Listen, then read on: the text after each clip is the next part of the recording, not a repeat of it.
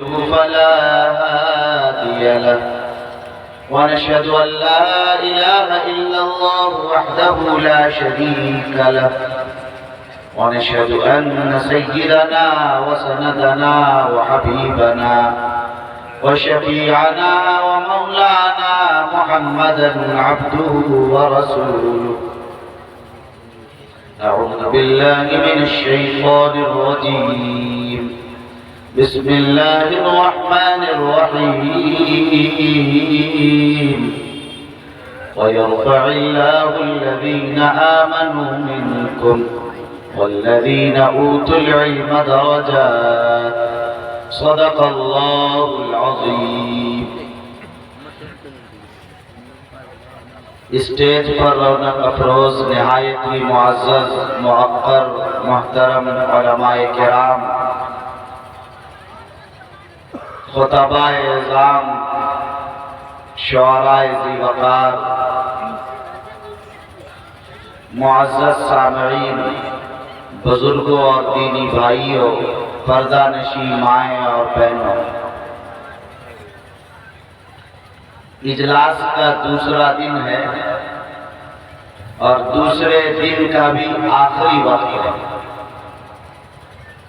اب یہ آخری تقریر آپ کے سامنے ہے اور اس کے بعد دعا ہوگی. اس لیے آپ حضرات جو جہاں ہیں نہایت اطمینان و سکون، خشوع و خضوع، دل جمعی یکسوئی کے ساتھ بیٹھے، اس امید کے ساتھ کہ صرف چند منٹ آپ کے سامنے کچھ عرض کرنا ہے اور پھر دعا ہو جائے گی.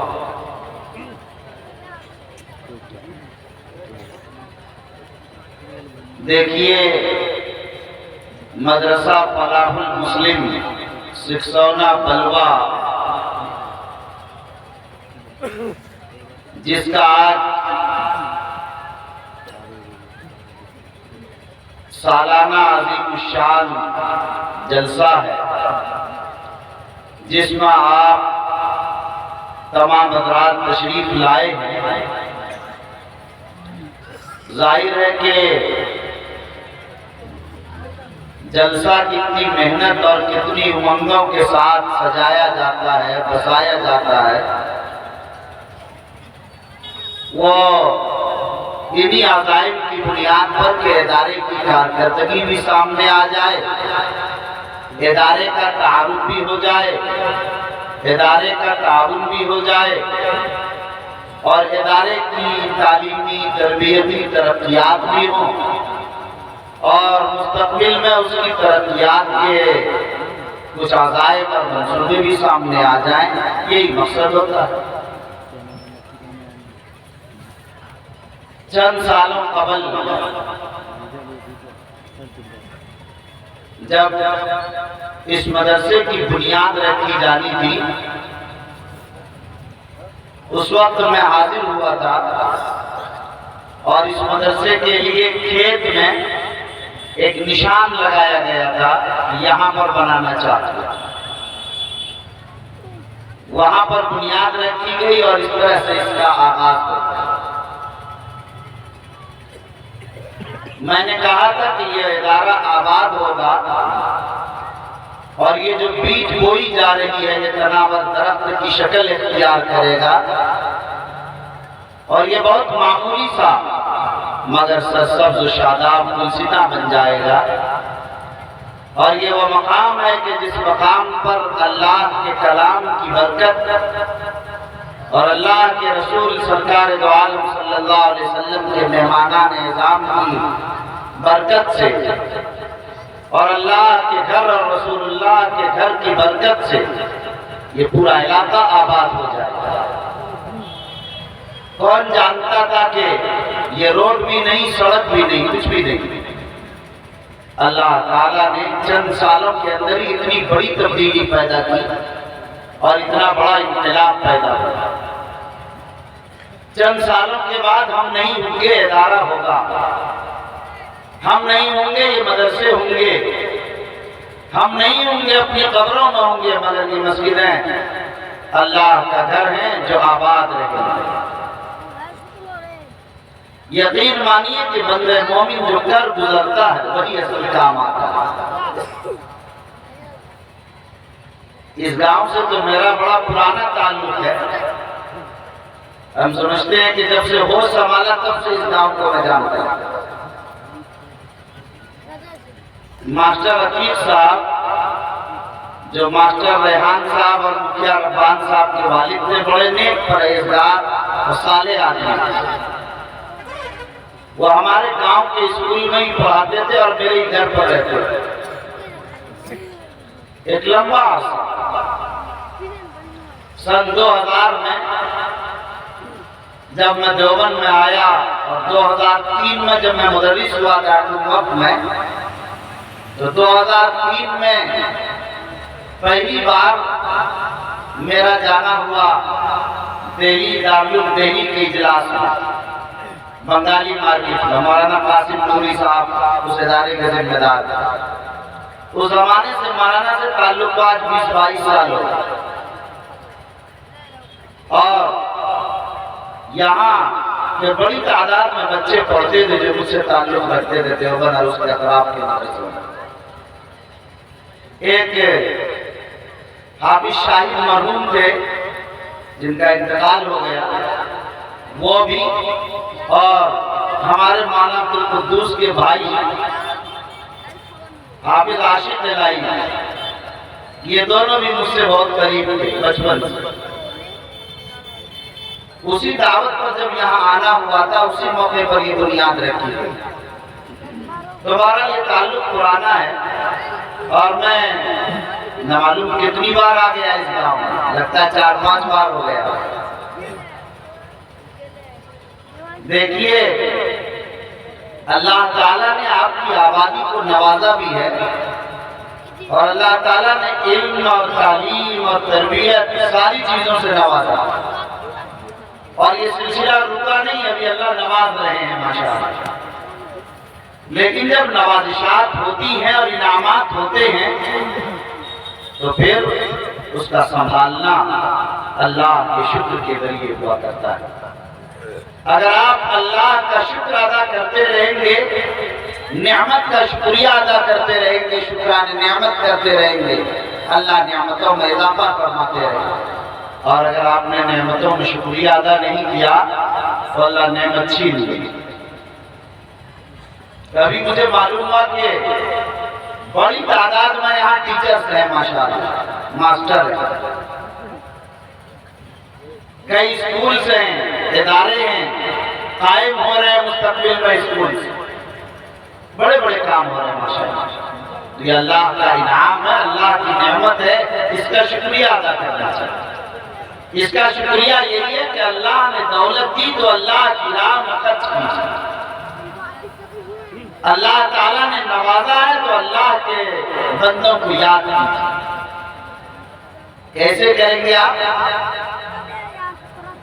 حدیث قدسی ہے کہ اللہ تعالیٰ کے قیامت میں ایک شخص سے کہیں گے میں بیمار تھا تم میری عیادت کرتے تو مجھے، یا اللہ آپ بیمار؟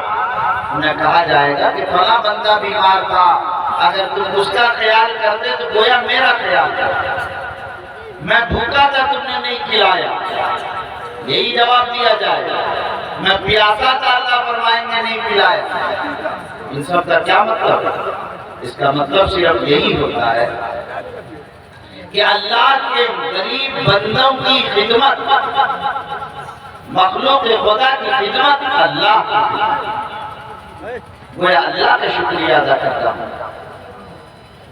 اور اداروں کے اندر جو بچے ہوتے ہیں اس کی تعلیم کے لیے، اس کی تربیت کے لیے جو آپ خدمت کریں گے، یہ سب سے بڑی خدمت ہے۔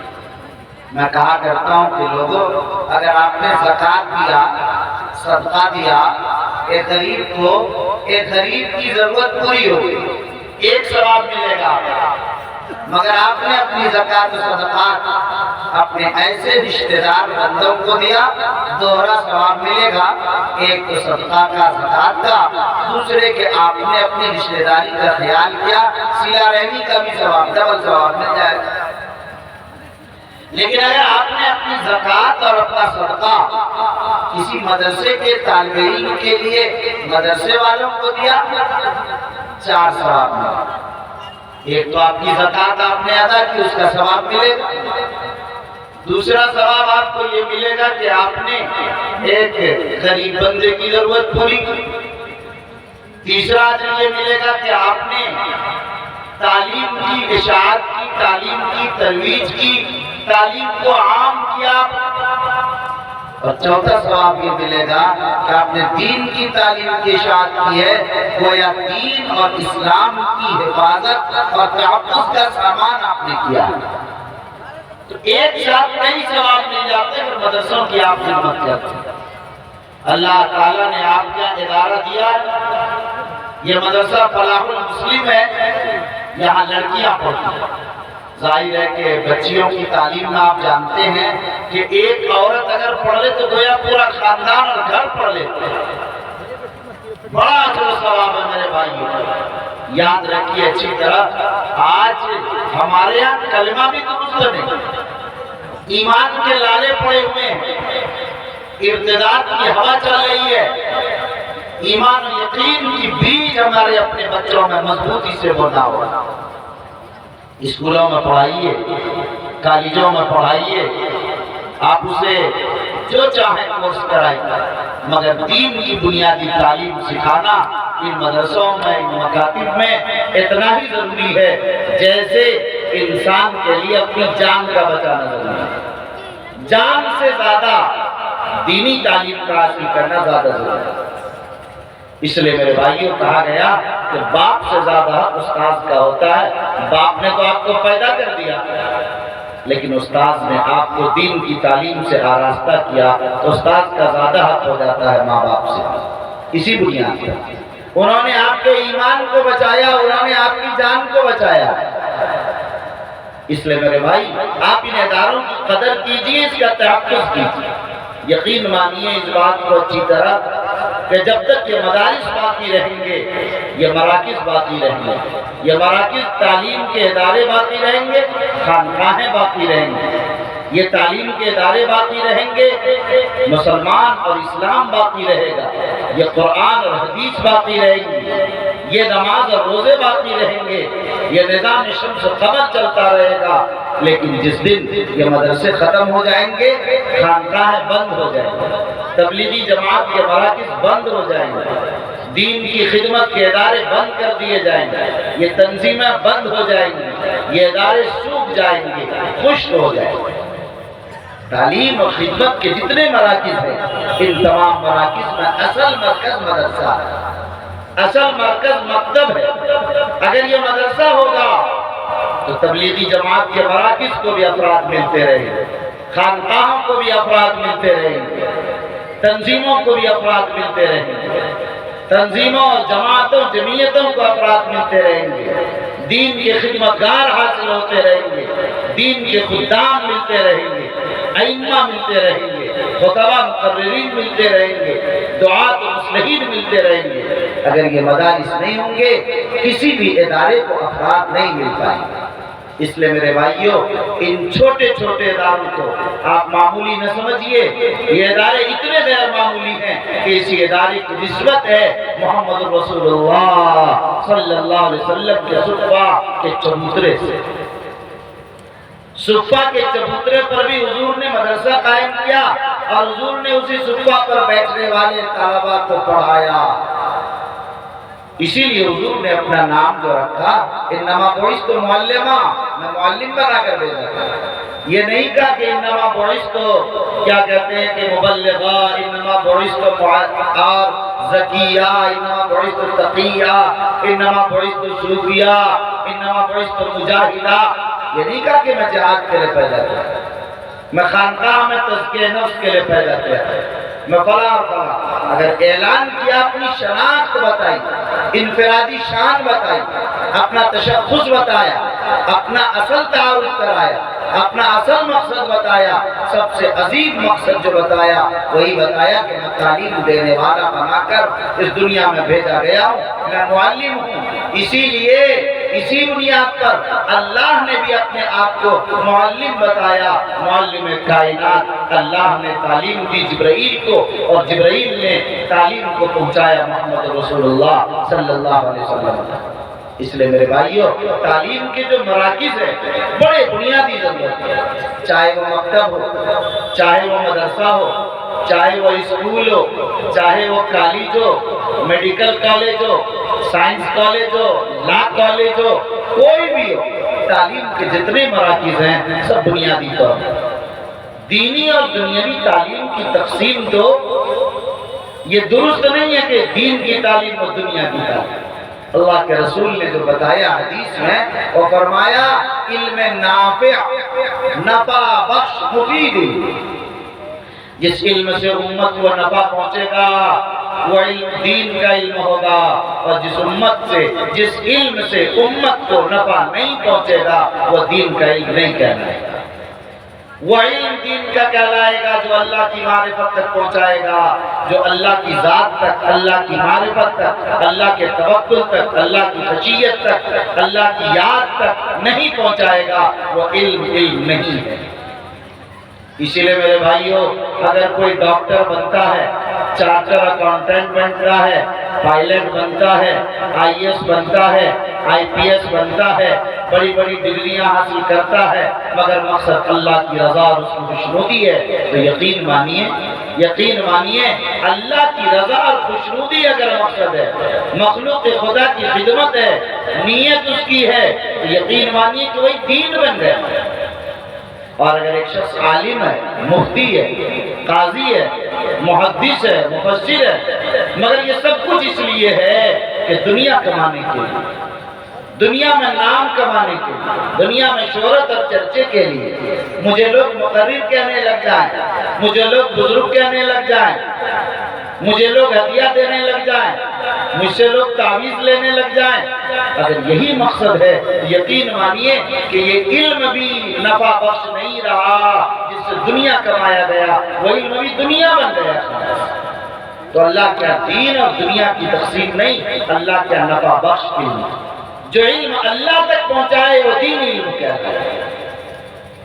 ایک عالم ہے دنیا کما رہا، ایک ماسٹر ہے اسکول میں پڑھا رہا، مگر دین مقصد ہے اس کا، یقین مانیے کہ اس ماسٹر صاحب کو اسکول میں پڑھانے کا ثواب زیادہ ملے گا اس مولانا صاحب کے مقابلے میں جو مدرسے میں پڑھا۔ یہ دین ہے، یہ اسلام ہے، یہ شریعت ہے، مذاق نہیں ہے۔ کرتا پاجامہ ٹوپی پہن لینے سے دین نہیں آ جاتا، دین اس تقوی اور پرہیزگاری کا نام ہے جو اللہ نے دل میں رکھا ہے۔ اگر دل کا لوتھڑا پاکیزہ ہے سارا عمل پاکیزہ ہوگا، اگر دل صاف نہیں ہے سارا عمل گندا ہو جائے گا۔ اس لئے میرے بھائیوں، آپ اس بات کو اچھی طرح سمجھ لیجئے کہ دین کا جو مزاج ہے، شریعت کا جو مذاق ہے، وہ اصل یہ ہے کہ ہمارا ہر عمل اللہ کی رضا کے لیے ہو، ہر کام اللہ کو خوش کرنے کے لیے ہو۔ اگر اللہ کی رضا کے لیے ہم جو بھی کام کریں گے اللہ ہمیں اس منزل تک، اس مقام تک پہنچا دے گا۔ آپ جانتے ہیں کہ ایک معمولی کتے کو پانی پلا دینے سے ایک بازاری عورت جنت میں چلی جاتی ہے، ایک معمولی بلی کو پیاسا رکھنے سے ایک دیندار آدمی جہنم میں چلا جاتا ہے۔ آپ کیا سمجھ رہے ہیں؟ معلوم ہوا کہ اللہ تعالیٰ کیا کون سا عمل مقبول ہو جائے یہ معلوم نہیں۔ اسی لیے حضرت علی رضی اللہ تعالیٰ عنہ کا جو قاتل ہے ابن ملجم جس کا نام ہے، لکھا ابن ملجم کے بارے میں کہ وہ کہہ رہا تھا کہ مجھے اس وقت قتل کیا جائے جب میں ذکر اللہ کر رہا ہوں، ہر وقت زبان پر ذکر اللہ جاری، لیکن حضور نے فرمایا کہ وہ جہنم میں جائے گا۔ ابو الفضل فیضی بڑے عالم ہیں، اکبر کا دین الہی انہوں نے قائم کرایا تھا اکبر کے زمانے میں۔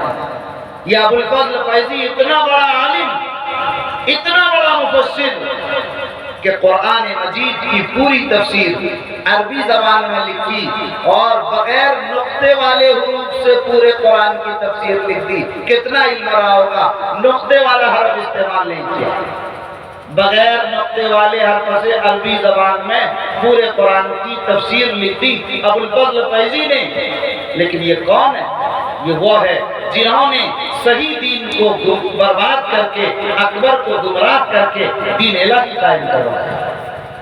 اس لیے میرے بھائیوں، اگر کوئی عالم بن جائے اسے ڈرنا چاہیے، اگر کوئی صوفی بن جائے اللہ سے ڈرتے رہنا چاہیے، اگر کوئی تبلیغ میں چلا جا کر امیر بن جائے ڈرنا چاہیے، حاجی صاحب ہیں ڈرنا چاہیے، اللہ کا خوف اور وقت رکھنا چاہیے۔ کس وقت نظام کہاں چلا جائے معلوم نہیں، ایمان مرتے دم تک ڈرتے رہنا چاہیے، دعا کرتے رہنا چاہیے، اللہ ایمان پر خاتمہ نصیب فرما، اللہ ایمان پر استقامت نصیب فرما۔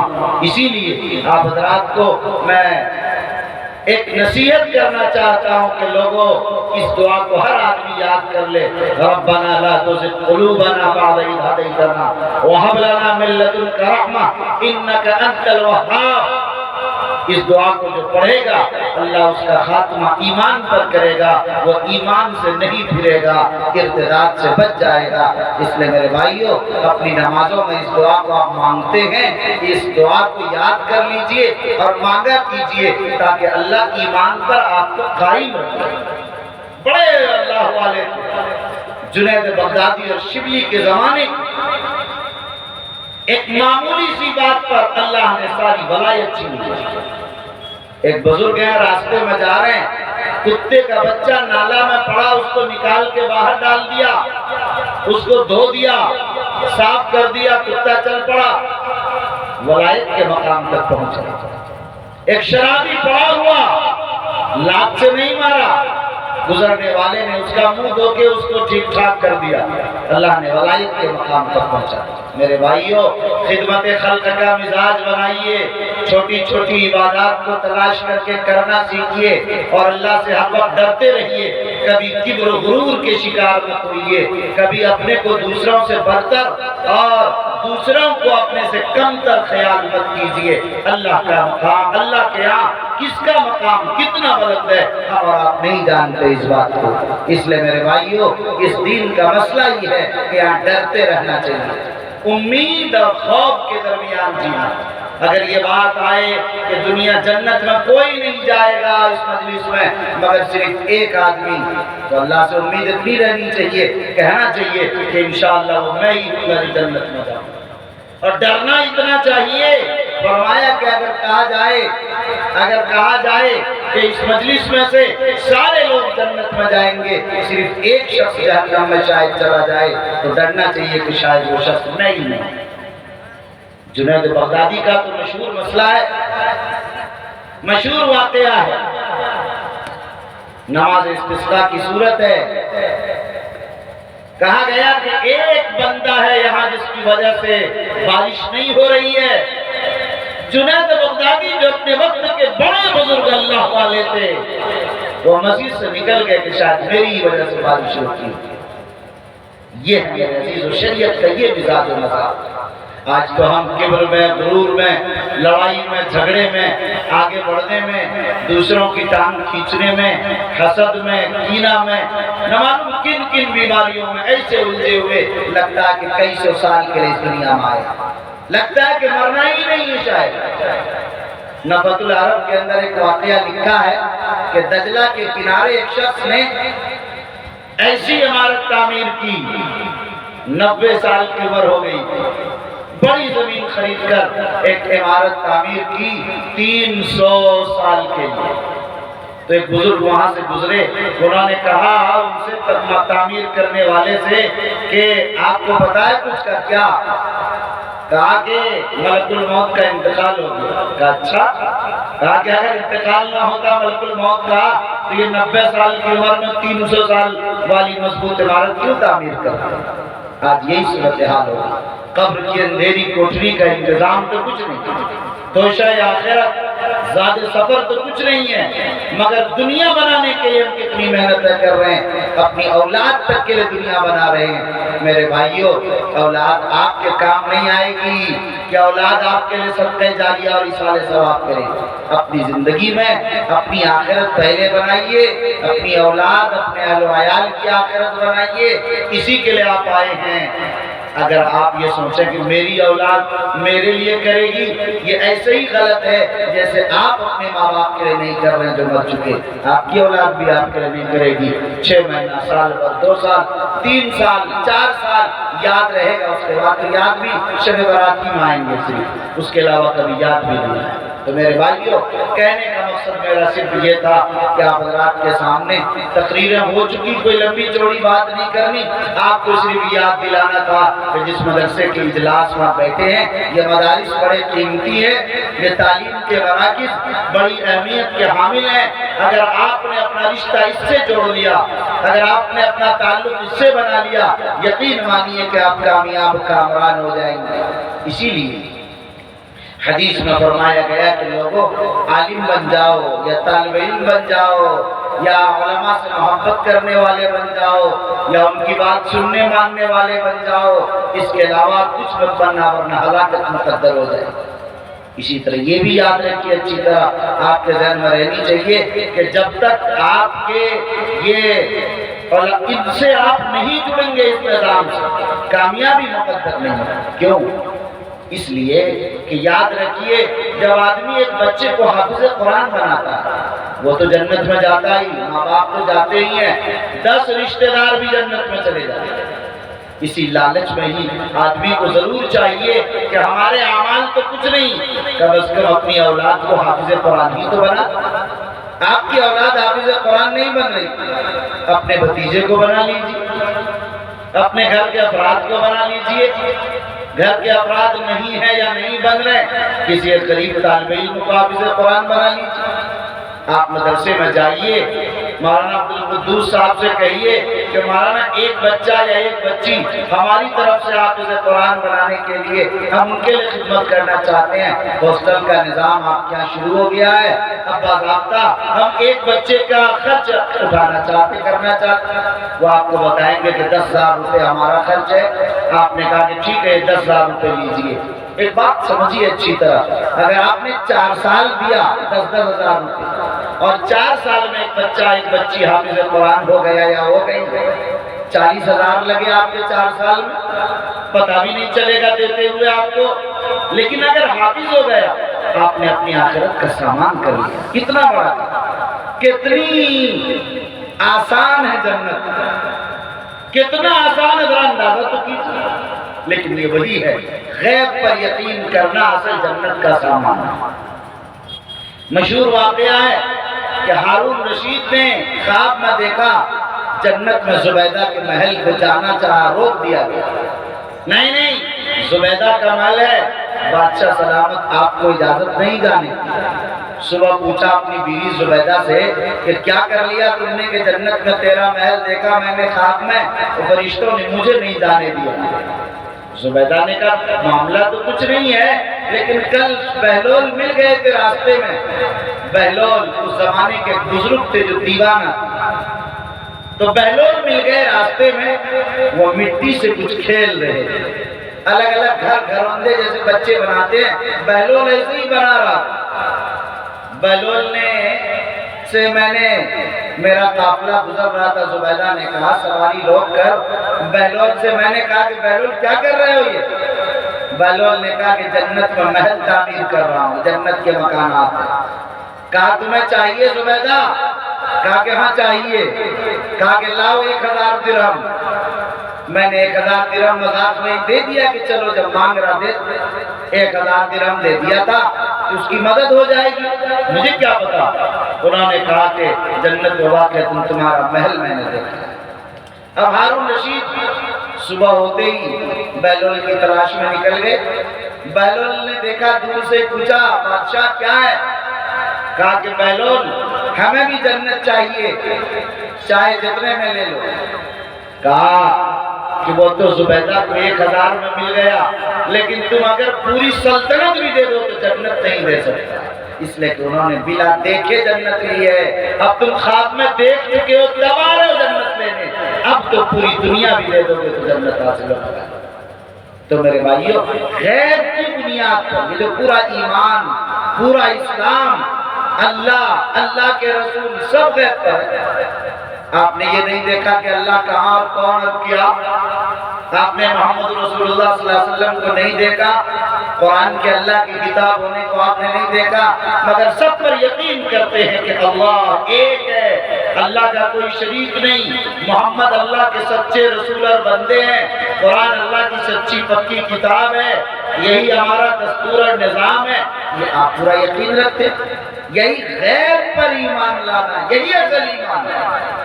اسی لیے مرنے کے بعد اگر کوئی ایمان لاتا ہے، ایمان قبول ہے۔ آپ نے دیکھا کہ فرعون جب ڈوبنے لگا اور موت کو اپنے سامنے دیکھ لیا، اس کے بعد ایمان لایا۔ قرآن میں اس کے ایمان کا ذکر فرعون کہ میں ایمان لاتا ہوں موسیٰ اور اس کے رب پر، لیکن وہ ایمان معتبر نہیں، اس لیے کہ غیب کا پردہ اٹھ چکا تھا، عالم مشاہدہ سامنے آ گیا، اس لیے ان کا ایمان معتبر نہیں۔ جب لوگ اس دنیا سے جانے لگیں گے نا، سارے کفار کہیں گے اے اللہ دوبارہ جنت میں بھیج دیجئے تاکہ ہم مومن ہو جائیں، اب شرک نہیں کریں گے، تاکہ ہمیں جنت مل سکے۔ آپ تو سب جانتے ہیں کہ کسی کو دوبارہ نہیں آنے دیا جائے گا، کہ اب کے ایمان کا اعتبار ہی نہیں، آج ہی موقع ہے، صرف اس کے بعد موقع ہے۔ اس لیے میرے بھائیوں، آج اس غیب کی باتوں پر، ان بن دیکھی چیزوں پر جو ایمان لانے کا مسئلہ ہے، آپ اس پر یقین کر رہے ہیں، اسی لیے اللہ نے آپ کو کامیابی عطا کی ہے۔ میرے بھائیوں بزرگوں، آپ ان اداروں کی قدر کریں، ان اداروں میں پڑھنے والے بچوں کی قدر کریں۔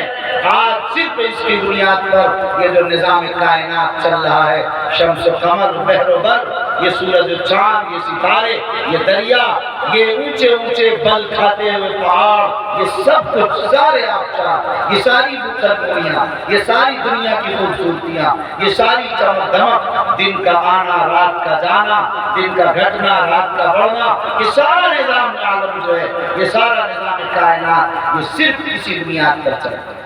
اسی لیے میں نے بھی بنگلور کے اجلاس میں کچھ دنوں پہلے کہا تھا، ایک ہمارے برادران وطن میں سے ایک ایم ایل اے صاحب نے کہہ دیا تھا کہ مسلمان روڈ پر اترے انہیں کاٹ دیں گے۔ ارے بھائی، مسلمان تو ہمیشہ ہی کاٹے جاتے ہیں، لیکن جب یہ کاٹے جاتے ہیں تو ان کے ایمان میں انقلاب پیدا ہوتا ہے، اسلام کی عظمت دوبالا ہوتی ہے، مسلمانوں کی عظمتیں رفتہ واپس ہوتی ہے۔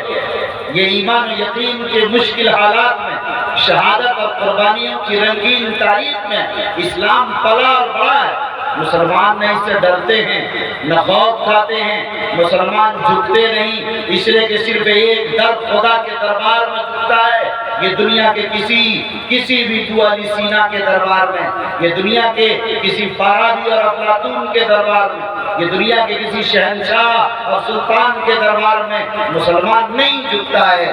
اس لیے یاد رکھو، اسلام کی بنیاد پر کائنات کا نظام ہے، اگر مسلمان نہیں ہوں گے دنیا ہی نہیں رہے گی۔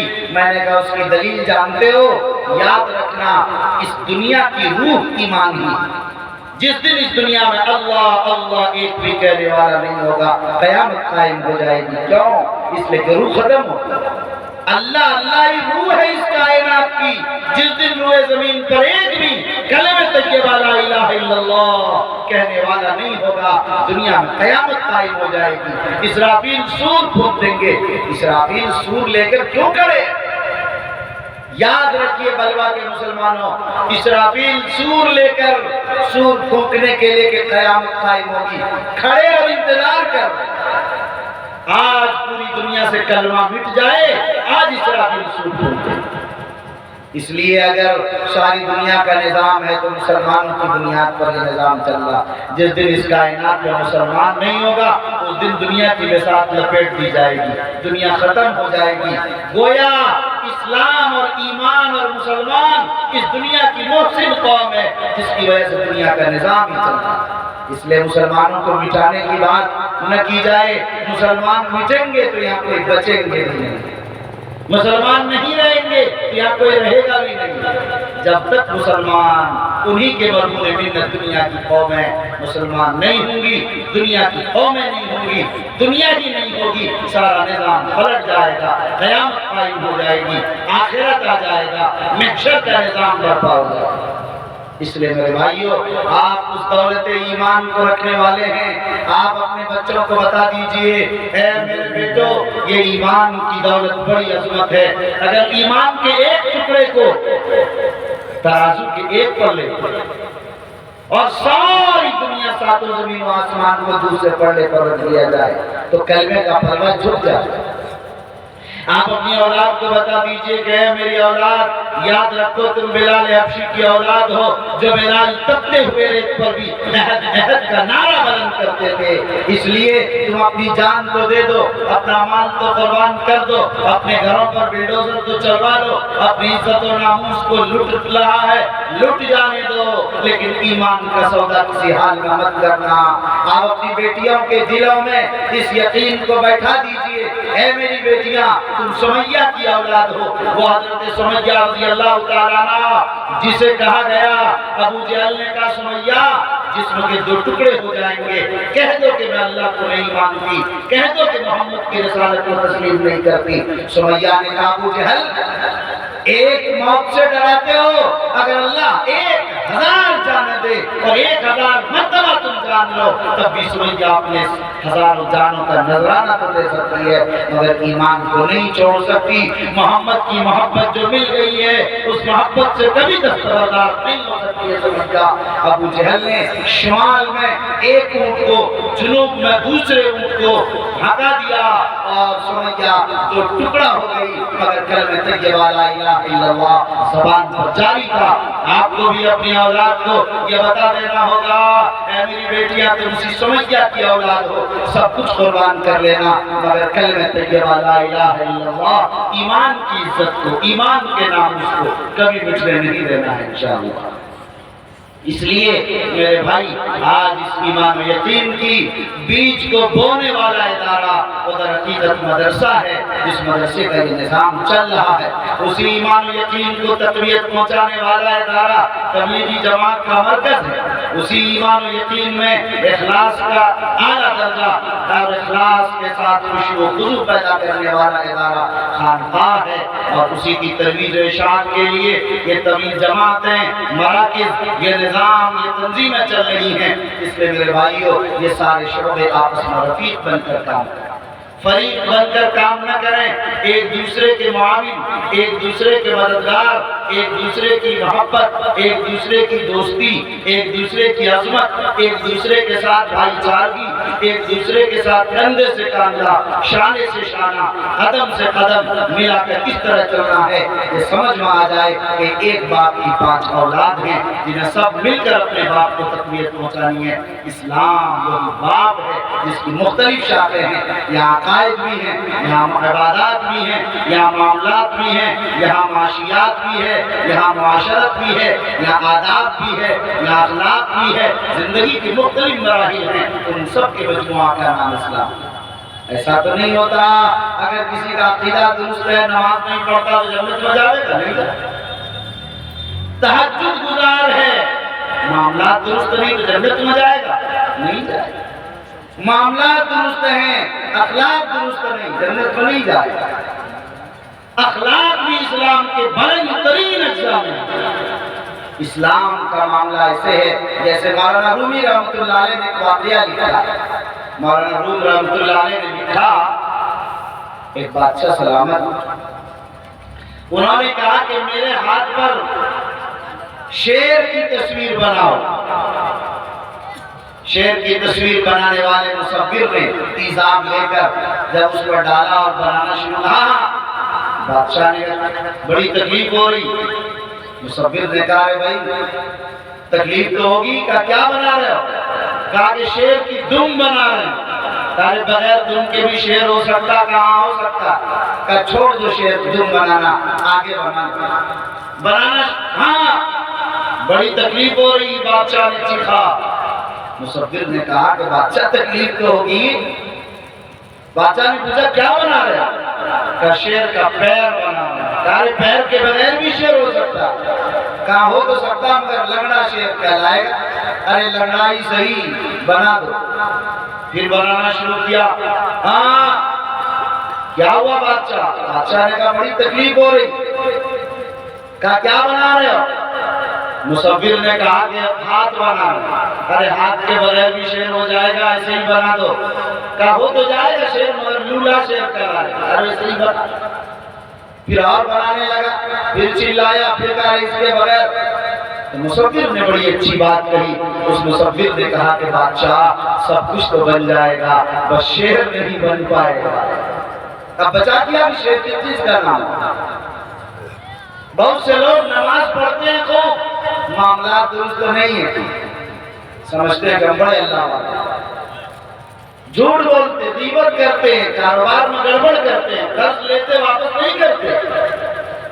بہت سے لوگ ہیں معاملات بھی درست ہیں مگر اخلاق درست نہیں، بد اخلاقی ہے زندگی میں، چہرے پر مسکراہٹ نہیں، خندہ پیشانی نہیں، ملتا ہے تو فرعون کی طرح انانیت کے ساتھ اکڑ کر اترا کر، ارے جاہل تیرے جیسے تو کروڑوں انسان دنیا میں تجھ سے ہزاروں درجہ مالدار پڑا، کس کام پر اترا؟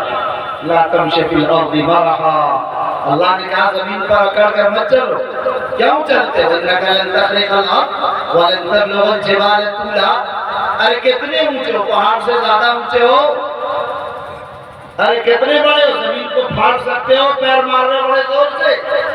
اترانا نہیں چاہیے، ناپاک نطفے سے پیدا ہوئے، ناپاک پاخانہ پیٹ میں رکھ کے ہر وقت پھر رہے ہو، اور اسی حالت میں مر کر مٹی میں اور کیڑوں مکوڑوں کی خوراک بن جاؤ گے۔ تیری حقیقت ہی کیا؟ اتنی معمولی سی حقیقت کے لیے اتنا شور شرابہ۔ فرمایا کہ اخلاق بہت بلند چیز ہے۔ سرکار دو عالم صلی اللہ علیہ وسلم کے زمانے میں آپ جانتے ہیں کہ وہ ایک اعرابی آیا، مسجد نبی میں پیشاب کر دیا، مسجد نبی میں پیشاب کر دیا، اندازہ کیجیے۔ بڑا شور مچا، صحابہ نے، حضور نے روک دیا، کیا ہے؟ رک جائیے۔ اس دیہاتی اور اعرابی کو معلوم نہیں تھا مسجد کا، پیشاب کر دیا، صحابہ سے صاف کروایا اور اس اعرابی کو باہر مسجد سے لا کر غسل کرایا۔